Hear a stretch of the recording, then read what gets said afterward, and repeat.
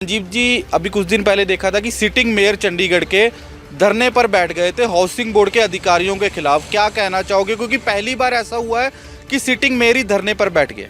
50 साल पहले अगर इसको स्थापित किया था, गरीब लोगों को मकान देने के लिए स्थापित किया गया था ताकि गरीब लोगों को मकान मिल सके और उनको कोई अपना सही स्थान दिया जा सके। लेकिन आज देखो इन्होंने कितना उड़दंग बचा रखा है।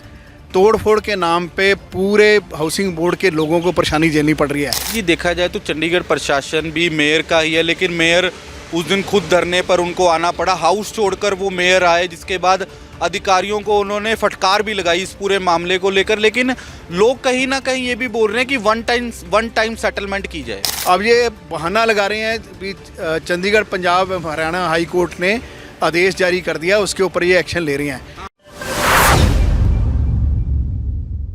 चंडीगढ़ में हाउसिंग बोर्ड के अधिकारियों की मनमानी थमने का नाम नहीं ले रही है। हालांकि चंडीगढ़ के सभी काउंसलर, चाहे सिटिंग मेयर हो, खुद मौके पर पहुंचे थे और मेयर द्वारा एक धरना प्रदर्शन भी किया था, जिसको लेकर आज तमाम हाउसिंग बोर्ड के मकानों को लेकर भी आज चर्चा करेंगे। हमारे साथ एक्सपर्ट मंजीत सहदेव जी हैं। मंजीत जी, अभी कुछ दिन पहले देखा था कि सिटिंग मेयर चंडीगढ़ के धरने पर बैठ गए थे हाउसिंग बोर्ड के अधिकारियों के खिलाफ। क्या कहना चाहोगे, क्योंकि पहली बार ऐसा हुआ है कि सिटिंग मेयर ही धरने पर बैठ गए। हिमांशु जी, बहुत बड़ा इशू है। चंडीगढ़ हाउसिंग बोर्ड आज चंडीगढ़ हरासमेंट बोर्ड बन गया है। 50 साल पहले अगर इसको स्थापित किया था, गरीब लोगों को मकान देने के लिए स्थापित किया गया था ताकि गरीब लोगों को मकान मिल सके और उनको कोई अपना सही स्थान दिया जा सके। लेकिन आज देखो इन्होंने कितना उड़दंग बचा रखा है। तोड़ फोड़ के नाम पे पूरे हाउसिंग बोर्ड के लोगों को परेशानी झेलनी पड़ रही है। किसी ने अगर ज़रूरत के हिसाब से अपना कोई आशियाना बनाया, कुछ चेंज कर ली। सबसे पहले अगर बरामदे में कोई जगह किसी के पास खाली बची हुई है, वहाँ अगर कोई अपने हिसाब से अगर नीड बेस चेंज करता है तो उसको लेकर बहुत बड़ा इशू बन गया है। इन्होंने वहाँ तोड़ फोड़ कर दी है।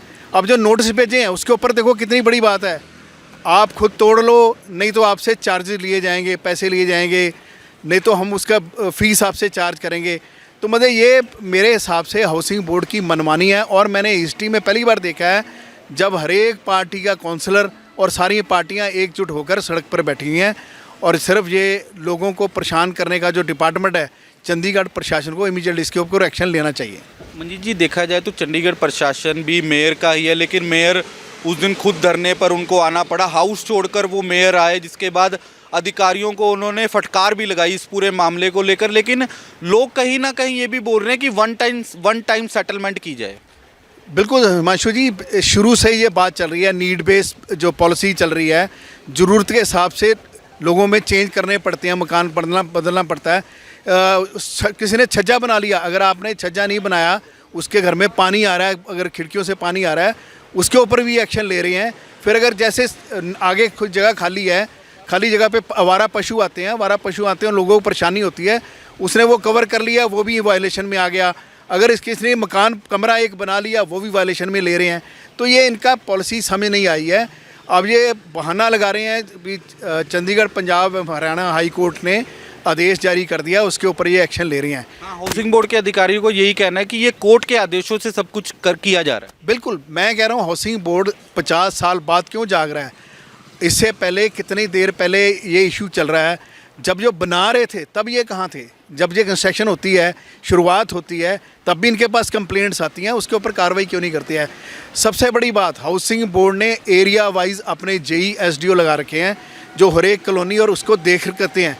वो कहाँ रहते हैं? उनकी जिम्मेदारी कोई नहीं बनती है, वो भी देखना इनकी जिम्मेदारी बनती है। हालांकि एरिया के जेई एसडीओ को हर 6 महीने बाद रिपोर्ट भी देनी होती है, लेकिन कहीं ना कहीं अब इसमें अधिकारियों की भी लापरवाही है हाउसिंग बोर्ड के। बिल्कुल, चंडीगढ़ प्रशासन ने एक एक्ट बना रखा है, किसी भी एरिया में वायलेशन होती है, चाहे वो आप एनक्रोचमेंट की लगा लो या हाउसिंग बोर्ड के मकान की बना लो, वो सब जगह इनको चेक करने के लिए इनका अफसर की ड्यूटी है।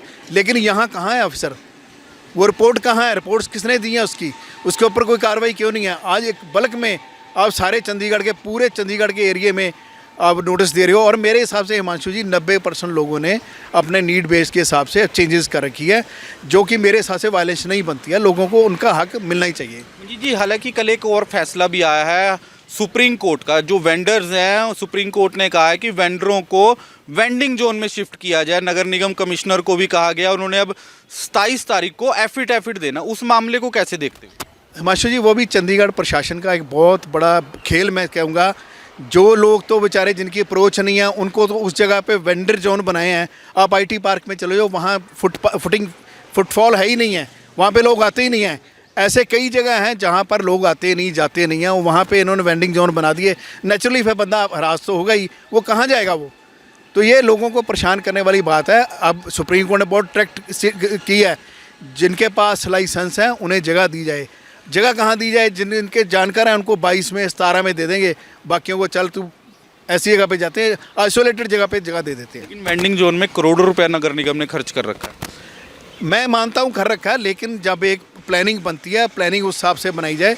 वेंडिंग जोन का मतलब मुझे याद है जब ये पॉलिसी बनी थी, उसमें ये हुआ था भी आप जैसे सड़क पे कोई काम कर रहा है, जहाँ तक लोग अप्रोच करते हैं वो जगह उनको वेंडिंग जोन पे बनाना चाहिए। ये तो सड़क से अप्रोच से कहीं दूर हो गए, बड़ी दूर जाके तो फिर लोग दुकान से भी सामान खरीद सकते हैं, उसका वेंडिंग जोन का कोई फ़ायदा नहीं है। बिल्कुल, कहीं ना कहीं अब सुप्रीम कोर्ट का क्या निगम पालन करेगा, क्योंकि 27 तारीख लास्ट डेट लगी हुई है। देखो, सुप्रीम कोर्ट को पालन करना पड़ेगा और इनको वहाँ से हटाना पड़ेगा, लेकिन सुप्रीम कोर्ट की एक बहुत बड़ी बात है, आप इनकी रोजी रोटी से खिलवाड़ नहीं कर सकते हो। जिसका काम ही नहीं चलेगा वो आपको इतनी फ़ीस 2200 रुपये फ़ीस कहाँ से देगा? वो कहाँ से फ़ीस देगा जब उसको वेंडिंग जोन प्रॉपर है ही नहीं है? हालांकि वेंडरों का ये भी कहना है कि जहाँ पर वेंडिंग जोन बनाए गए हैं वहाँ पर 0% काम है। बिल्कुल सही बात है, मैं वही कह रहा हूँ माशू जी, वहाँ पे बनाया वेंडिंग जोन जहाँ पे लोगों की फुटफॉल है ही नहीं है, लोग जाते ही नहीं हैं, तो दुकानदार क्या बेचेगा, क्या कमाएगा, क्या खाएगा? बिल्कुल, हाउसिंग बोर्ड के मुद्दे को लेकर आज तमाम चर्चा की गई। हालांकि अभी कुछ दिन पहले देखा था कि हाउसिंग बोर्ड की सेक्टर 45 हो चाहे सेक्टर 41 हो, वहाँ पर ड्राइव चली थी, लेकिन तीनों पार्टियाँ एकजुट हुई। सिटिंग मेयर खुद हाउस छोड़कर धरने पर बैठे थे। इस सारे को लेकर आज चर्चा की गई। चंडीगढ़ से वीडियो जर्नलिस्ट रवि यादव के साथ हिमांशु शर्मा की रिपोर्ट।